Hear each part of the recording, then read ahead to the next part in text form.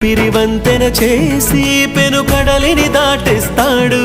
నీ తెల్లని మనసుకు చల్లని చూపుల దీవెనలిస్తాడు.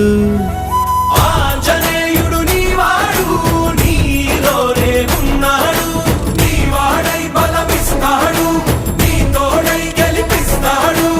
ఆంజనేయుడు నీవాడు, నీతోనే ఉన్నాడు. నీవాడై బలమిస్తాడు, నీ తోడై గెలిపిస్తాడు.